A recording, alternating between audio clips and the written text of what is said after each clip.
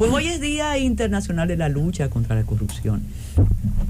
Y casualmente también es el día que se pronunció la famosa sentencia contra los asesinos argentinos en el 1985, que por cierto produjo una película estupenda que se llama Argentina 1985, que cuenta ese triunfo de la sociedad argentina frente a los asesinos. Y pongo en la balanza asesinos y corrupción, y aquí tuvimos, porque ya no hay remedio para eso, tuvimos esa tarea pendiente. Aquí no se sancionó a los asesinos del trujillismo, aquí se hizo un arreglo de culpas, aquí no se sancionó a los matarifes de la época de Balaguer.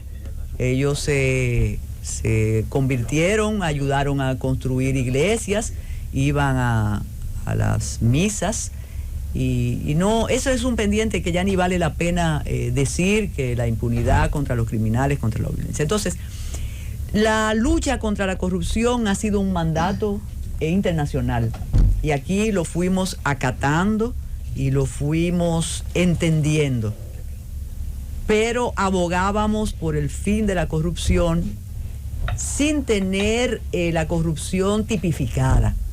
Sé que se van a sorprender. ¿Qué teníamos? Tenemos desfalco, cohecho, soborno y lavado, ahora que asociación de malhechores le ponen también. Todo eso, estafa contra el Estado.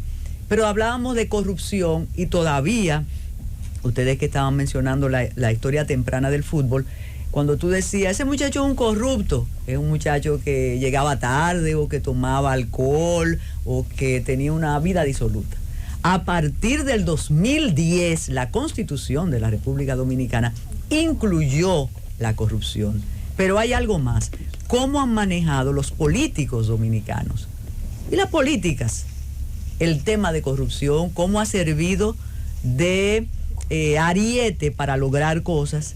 Y cómo al final tenemos que entender que más importante que la lucha contra la corrupción es la lucha contra la impunidad.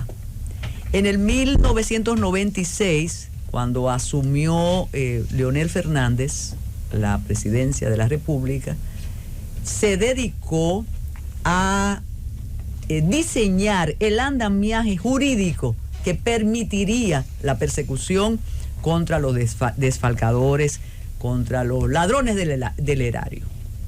Incluso recuerdo, sé que ustedes lo van a recordar también, la Dirección General de Persecución contra la Corrupción, que se llamó DEPRECO, que presidió un muy apreciado amigo, Pedro Castellanos Curi.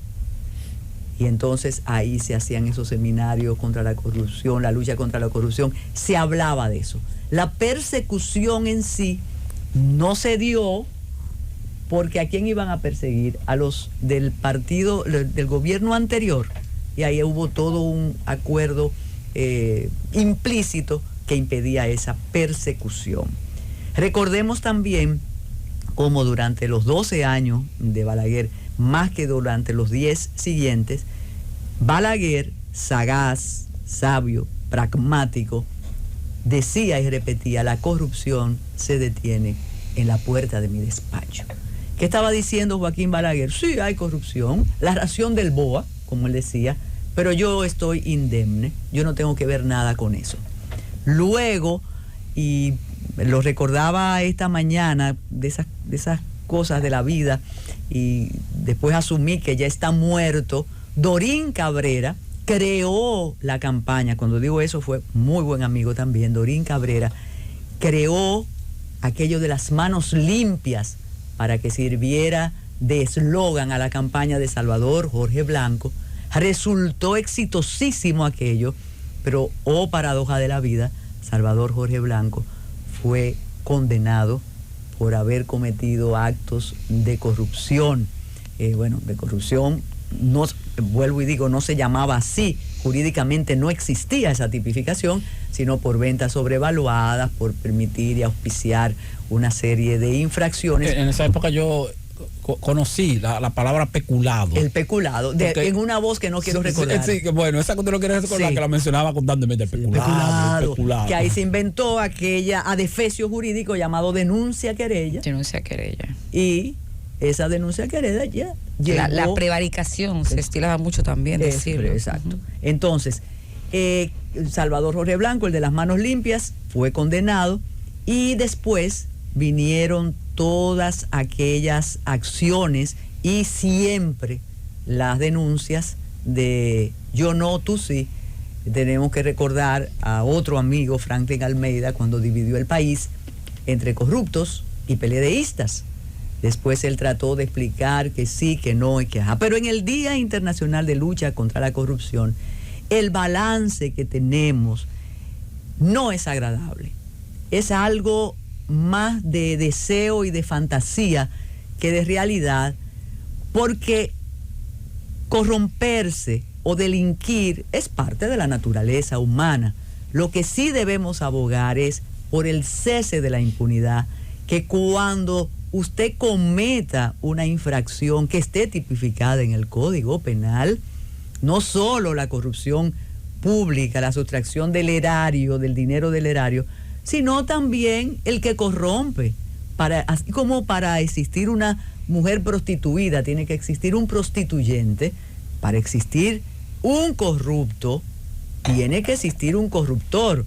Y desde el principio de los tiempos preferimos sancionar a los que se corrompen, pero no al que le pone la alfombra para que lo haga.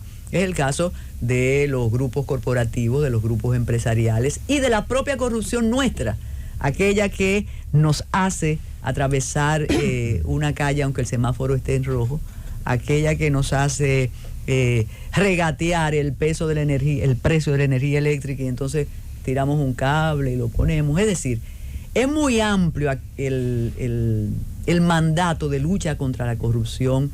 Es importante el día, pero es más importante todavía que luchemos contra la impunidad, siempre respetando el debido proceso y entendiendo que la corrupción no se detiene en el despacho de los grupos corporativos, no se detiene en las oficinas de las personas que conformamos la sociedad, para no decir la sociedad civil juzgadora.